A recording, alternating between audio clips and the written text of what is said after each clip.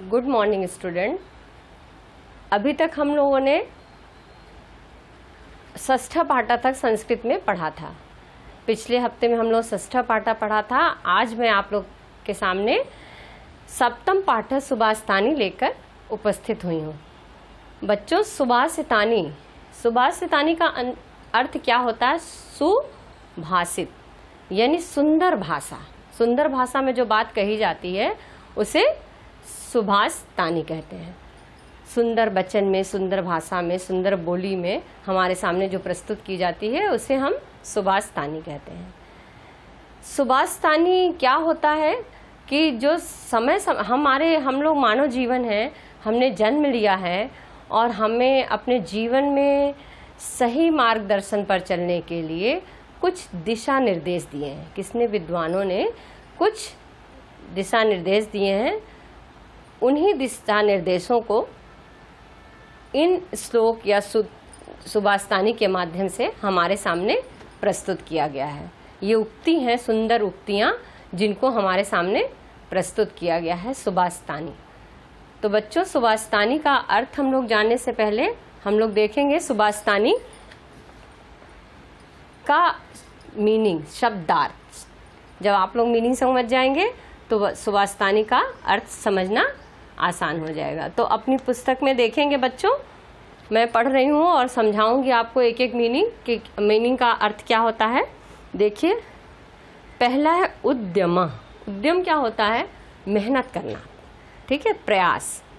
यत्र मतलब जहाँ, पाठिता मतलब पढ़ाया, षडेते मतलब 6, विभु मतलब ईश्वर, बाला मतलब संतान, बच्चों को लिए बाला बोला गया है।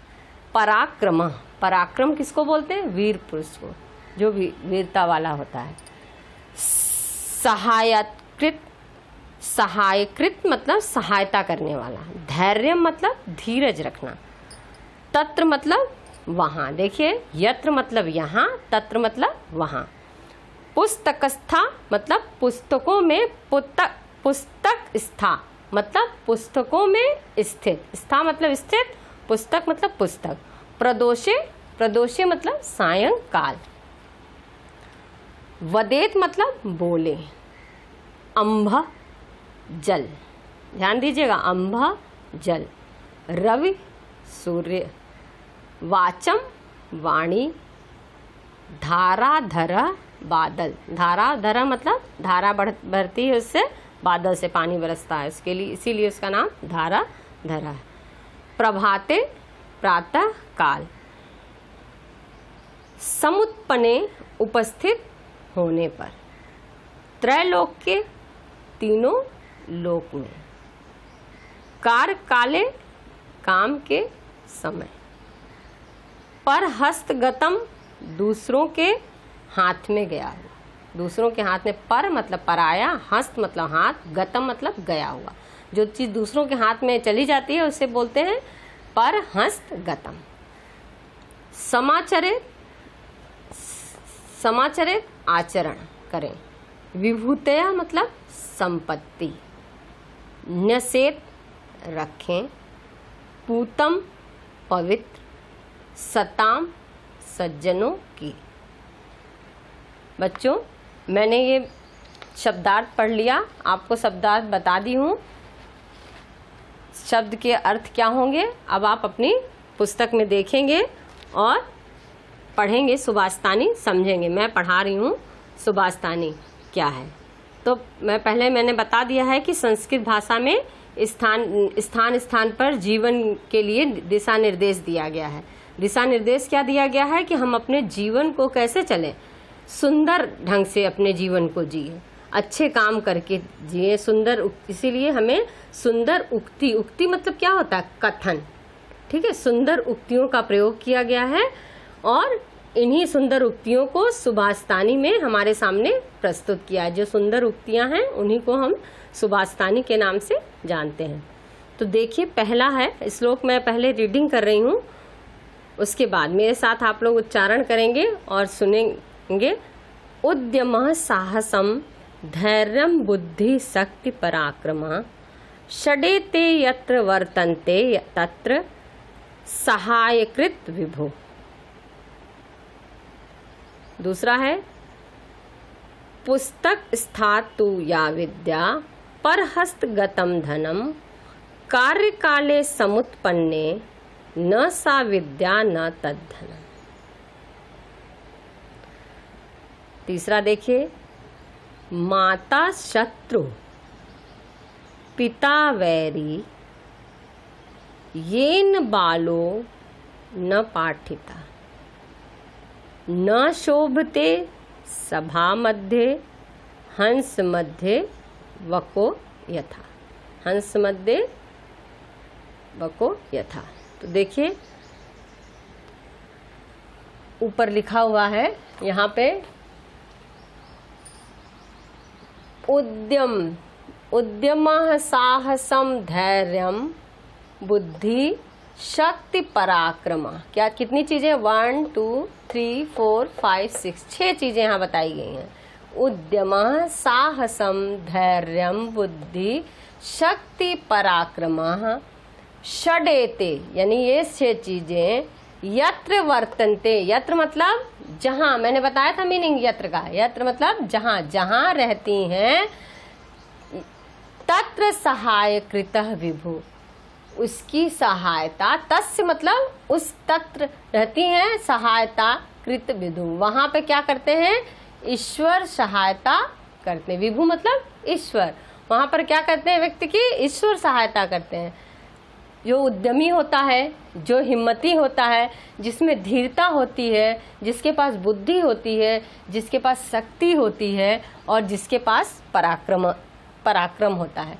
तो ये उद्यम, साहस, धैर्य, बुद्धि, शक्ति और पराक्रम, ये 6 चीजें जहां रहती, यत्र मतलब जहां रहती हैं वहां, तत्र मतलब वहां, सहायकृत विभु, वहां किसकी सहायता भगवान करते हैं? वहां लोगों की ये 6 चीजें जिसके पास रहती हैं उनकी सहायता कौन करता है? ईश्वर करते हैं।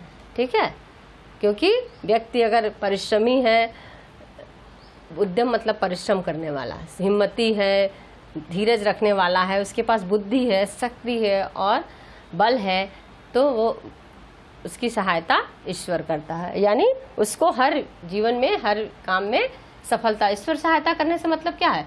कि उसको जीवन में सफलता मिलती है। नेक्स्ट देखिए,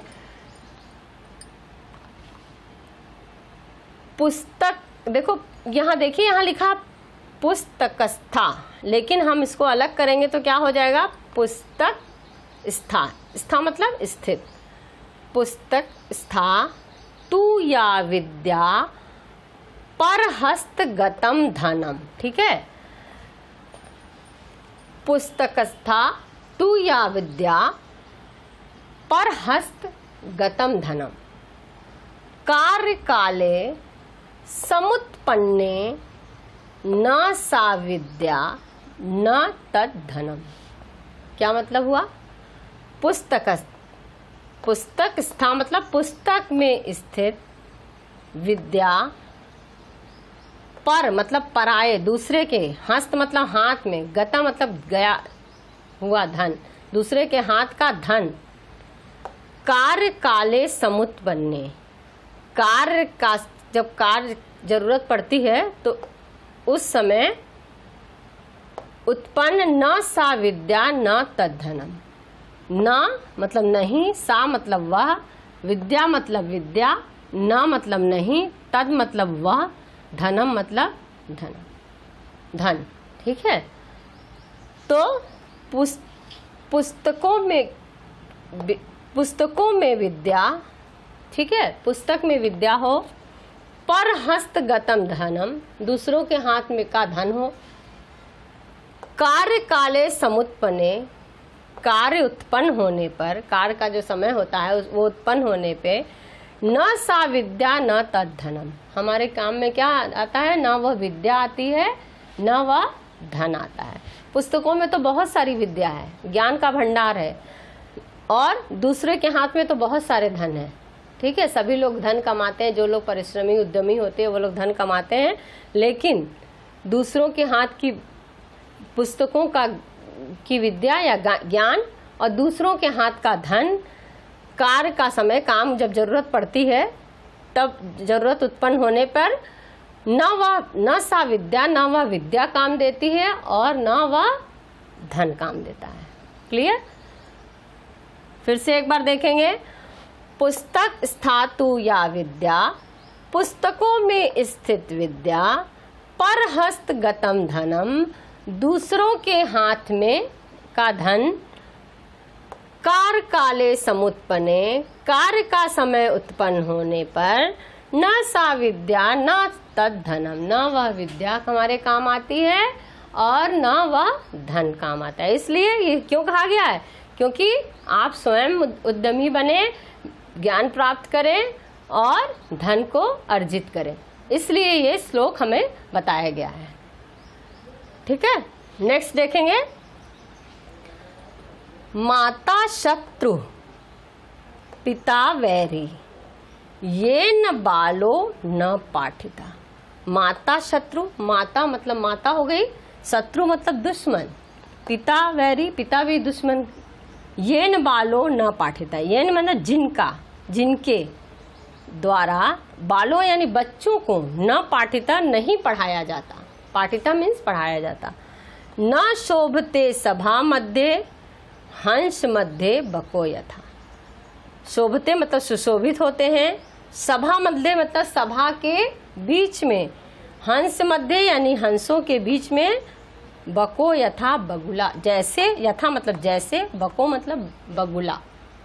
ठीक है, हंस और बगुला जानते हैं ना, हंस कैसा होता है, बगुला, हंस देखने में क्या होता है, सुंदर होता है। ठीक है, और बगुला जो होता है वो बहुत खूबसूरत नहीं होता है। तो देखिए, माता शत्रु बताया गया, वे माता शत्रु हैं और पिता जो हैं दुश्मन हैं। ये न बालो ना पाठ, जिनके द्वारा बच्चों को क्या किया जाता, पढ़ाया नहीं जाता। न शोभते सभा मध्य, जब पढ़ाया नहीं जाएगा तो बच्चों को तो क्या करें, न शोभते सभा, वो सभा के बीच में उसी प्रकार सुशोभित नहीं होते। न शोभते सभा, वे सभा के मध्य में उसी प्रकार सुशोभित नहीं होते जिस प्रकार हंस मध्य बको होता, जैसे हंसों के बीच में बगुला।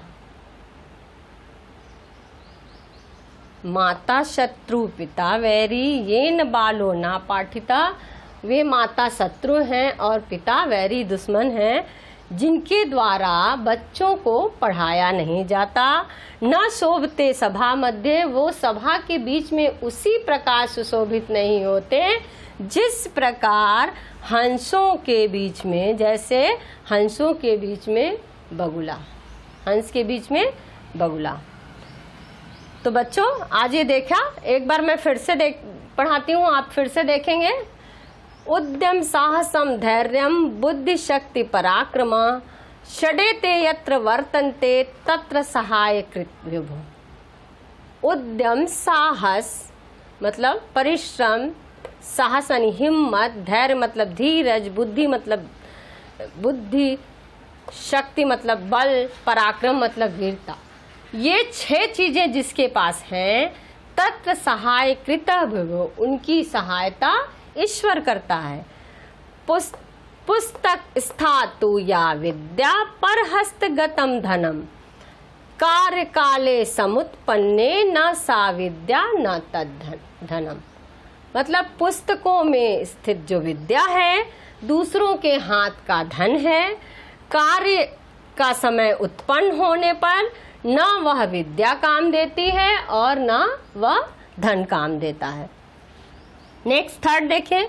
माता शत्रु पिता वैरी, ये न बालो न पाठिता, न शोभते सभा मध्य हंस मध्य वको यथा। वे माता शत्रु हैं और पिता वैरी, जिनके, ये मतलब जिनके द्वारा बालों यानी बच्चों को पढ़ाया नहीं जाता, न पाठिता पढ़ाया नहीं जाता, वे उसी प्रकार सभा में सुशोभित, सभा के मध्य यानी सभा के बीच में सुशोभित नहीं होते हैं जिस प्रकार हंसों के बीच में बगुला। तो बच्चों ये आज हम लोग सुभाषतानी के 3 श्लोक पढ़े हैं। मैं एक साथ ज़्यादा नहीं पढ़ा रही हूँ कि आप अच्छे से फिर आपका तैयार नहीं होगा। बच्चों ये पहले तो आप लोग का ये काम है कि सारे श्लोक सुभाषितानी का पहले कॉपी में सुभाषितानी लेसन डाल के पहले सारे श्लोक एक साथ लिख लेंगे, ठीक है। उसके बाद शब्दार्थ लिखेंगे, ठीक। शब्दार्थ लिखने के बाद मैं आपको जो अर्थ समझाई हूँ उसको घर पे अच्छे से पढ़ेंगे। पाठ में दिए गए जो सुभाषितानी के अर्थ हमने आज समझाया है उसको आप घर पे एक बार अभ्यास करेंगे, पढ़ेंगे, और नेक्स्ट क्लास में मैं बाकी के 3 श्लोक पढ़ाऊंगी। धन्यवाद।